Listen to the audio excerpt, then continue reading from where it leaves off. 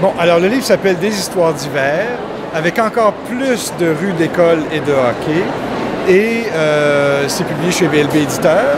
Et ça raconte l'histoire d'un petit gars qui a 10 ans et qui vit la vie d'un petit gars de 10 ans qui va à l'école et qui vit une grande passion pour, avec ce chum, évidemment, pour le hockey de l'époque.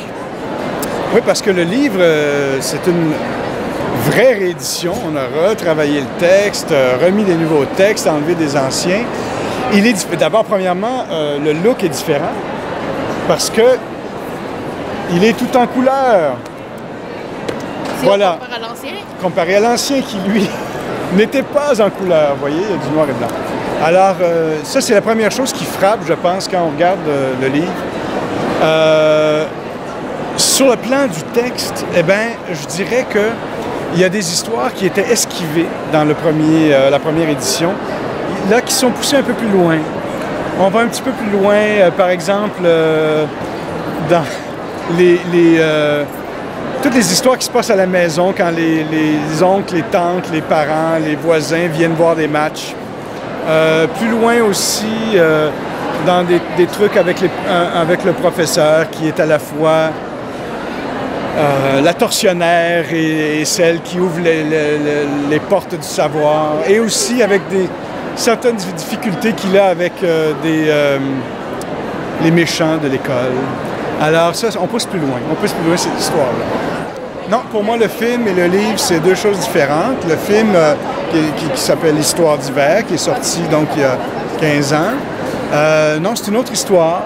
Alors pour moi, c'était clair que je reprenais pas les mêmes personnages qui étaient dans le... Tu sais, il y a une petite histoire d'amour dans le film qui n'est pas dans le livre. Alors, non, on n'allait pas dans la même direction. Pour moi, c'est deux objets différents.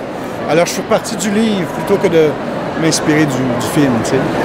Non, mais il y a un certain nombre de photos que je pense qui auraient pu être intéressantes, mais en même temps, je préférais des illustrations qui ne sont pas des photos, c'est-à-dire qui viennent de publicités, d'encarts, de trucs, de programmes, de magazines, qui sont, je trouve, plus dans un ton, dans un esprit iconographique, les cartes, par exemple, de l'époque, alors qu'une photo nous ramène dans une espèce de réalisme. Alors moi, j'avais pensé inclure des photos. Là, on aurait fait, évidemment, débloquer les droits, tout ça. Mais on a décidé de ne pas aller là, de ne pas aller dans des photos comme telles.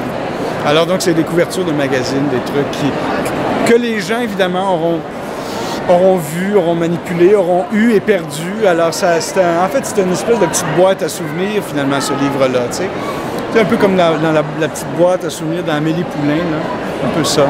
Alors, on est allé là-dedans, plutôt. Mais les objets qui sont là viennent, oui, d'affaires que j'ai ramassées au fil des années et puis que j'ai rachetées aussi par la suite, mais aussi de certains de mes amis qui ont ces objets-là, qui ont ramassé ça à droite, à gauche. « Hey, j'ai quelque chose pour toi, va voir si ça t'intéresse. » Et si je trouvais que c'était évocateur, ben, je dis, ah ouais, on le met dedans. L'idée, c'était d'avoir un bel objet, tu sais, un objet avec une force d'évocation. Tu sais, tu vois ça, puis tout de suite, ça te replonge dans des odeurs, dans un esprit, dans une époque qui est de plus en plus lointaine. Parce que là, on est il y a 50 ans.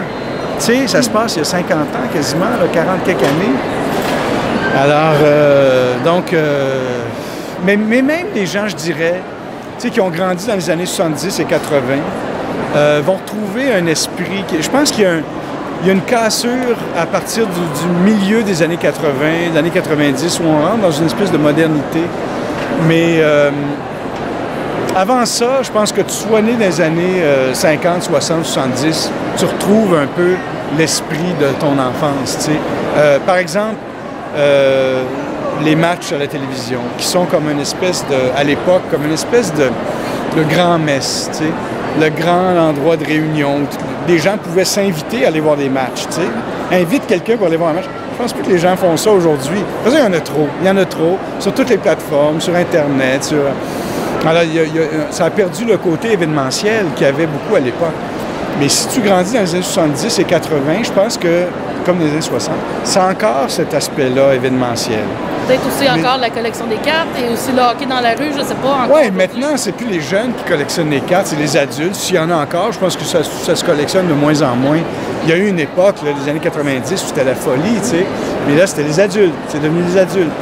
Mais à notre époque, on n'avait aucune idée de la valeur. Pour nous, ça n'avait aucune valeur. C'est juste qu'on voulait avoir la carte de Bob et Hall ou la carte de... Mais là, maintenant, il y a des guides qui précisent cette carte-là, elle vaut tant. Et puis, si tu la gardes encore plus dans 3 années, ça va là, ça.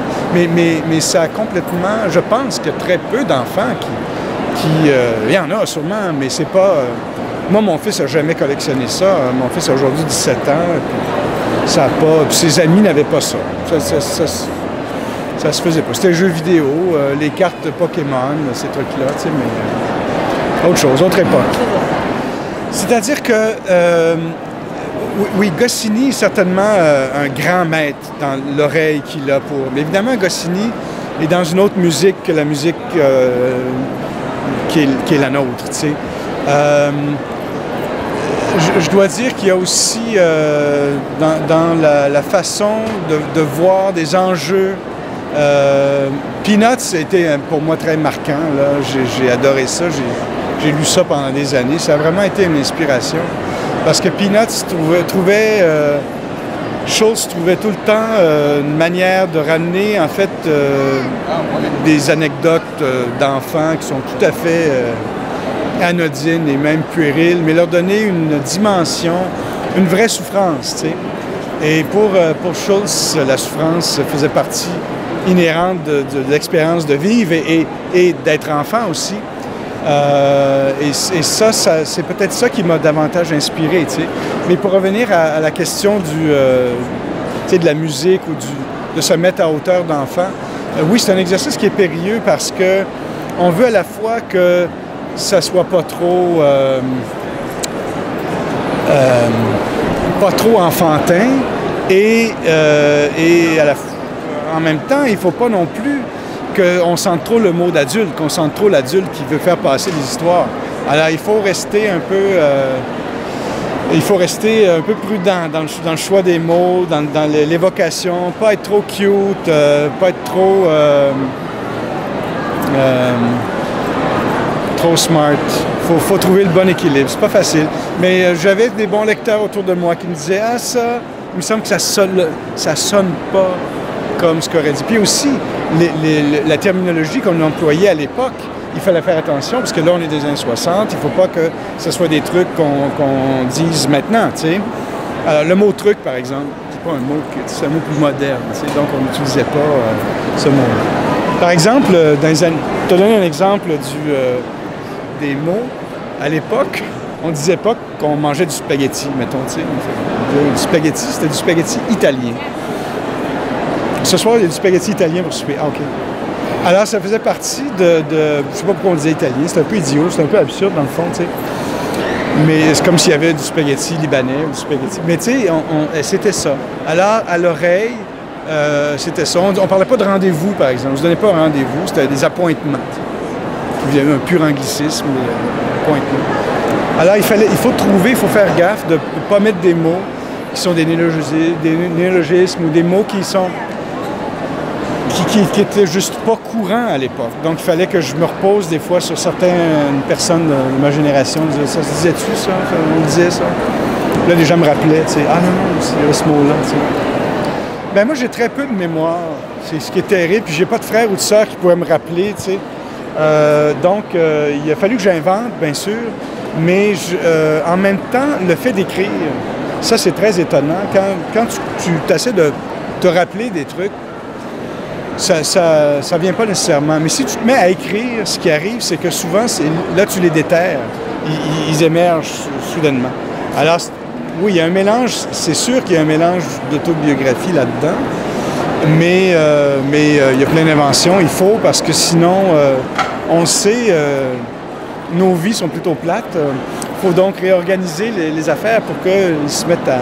Donc, c'est un condensé d'expériences, d'impressions, d'émotions qui nous restent après des années, tu sais. La peur, tu sais, peur de se faire casser la margoulette par quelqu'un dans sa... Donc, il y avait un peu de tout ça, tu sais. Il y a un peu tout ça, un mélange de... Puis des fois, tu sais plus qu'est-ce qui est... Tu sais, là, ça devient un peu... Là, t'es dans la mythomanie totale. Est-ce que je l'ai inventé, c'est passé pour vrai, tu sais? Non, non. Non, je n'offrirai pas un été sans point ni coup sûr. On l'a fait. Bon, le livre est beau. Il a été fait quand même assez récemment. Non. Puis celui-là, c'est la dernière fois que je le refais aussi, dit-il, on tape. Non, non. Non. Puis de toute façon, là, je suis dans d'autres types d'histoires où il n'y a pas il y a moins d'enfance et moins de sport aussi. Donc, à un moment donné, il faut passer à autre chose. Alors, celui-là, je l'ai refait parce que il était difficile à trouver. On ne le trouvait pas.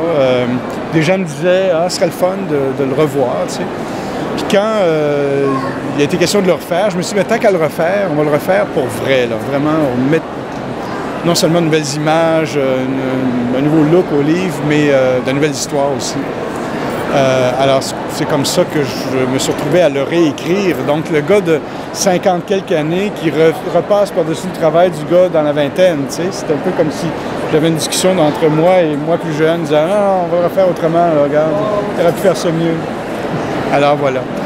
Mais c'est plutôt des projets de films, je dirais. J'ai comme 3 projets de films en chantier qui vont, j'espère, aboutir dans les 5 prochaines années. Mais sinon, j'ai un projet de livre aussi. J'ai fait avec Jacques Doucet des livres sur l'histoire des expos. Et là, on va faire maintenant un livre sur les souvenirs de Jacques Doucet. Parce que c'est des trucs qui ne sont pas dans les livres sur Il était une fois les expos, là, qui était un gros livre en 2 tomes. Mais il restait des histoires qui appartenaient à Jacques, toutes des histoires de son expérience de commentateur et tout ça. Alors, on va mettre ça en forme et ça va sortir l'année prochaine. Dit-il avec confiance. Un petit mot de la fin? Un petit mot de la fin, eh bien, salutations à tous les internautes qui se sont arrêtés pour nous regarder. Merci à vous. Si vous n'étiez pas là, on ne serait pas là, etc., etc. Merci beaucoup. Merci, merci bien.